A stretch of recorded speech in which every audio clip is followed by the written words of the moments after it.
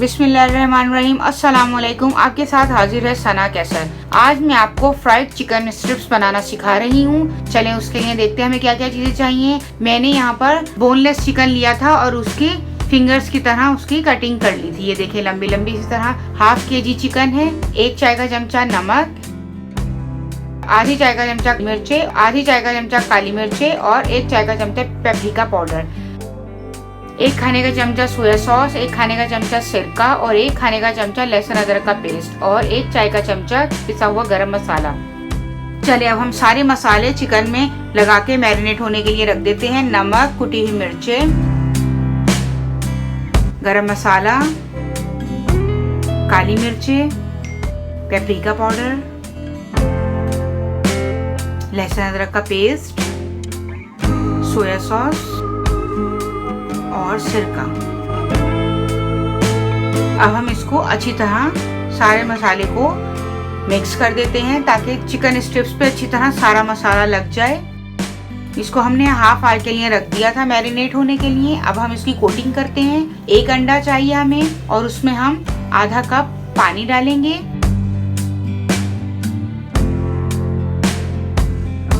अच्छी तरह अंडे को फेंटने के बाद 2 खाने के चमचे इसमें हमने मैदा और 2 खाने के चमचे हमने इसमें कॉर्नफ्लोर ऐड किया है।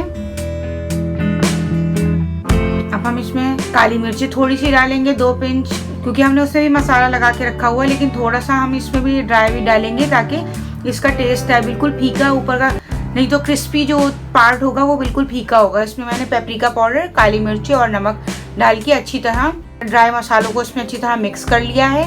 अब हम इसमें चिकन स्ट्रिप्स की कोटिंग करेंगे। पहले हम मैदा और कॉर्नफ्लोर लगाएंगे, फिर इसे अंडे में डिप करेंगे, फिर दोबारा उसके बाद हम इसे मैदे और कॉर्नफ्लोर की कोटिंग करके हम इसे इस तरह ट्रे में रखते जाएंगे। इसी तरह सारी चिकन स्ट्रिप्स को की कोटिंग करके हम इसमें रखते जाएंगे। इसको आप 1 हफ्ते के लिए भी फ्रीज करके रख सकते हैं। बच्चों को लंच में भी दे सकते हैं, ये खराब नहीं होंगी।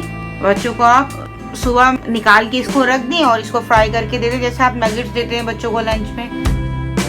चलिए अब हम इसको फ्राई करते हैं। हम ऑयल को पहले ही प्रीहीट कर चुके थे। जितनी कढ़ाई में स्पेस है उतने ही आप 6-7 स्ट्रिप्स जितनी आती हैं उतनी हम डाल दें।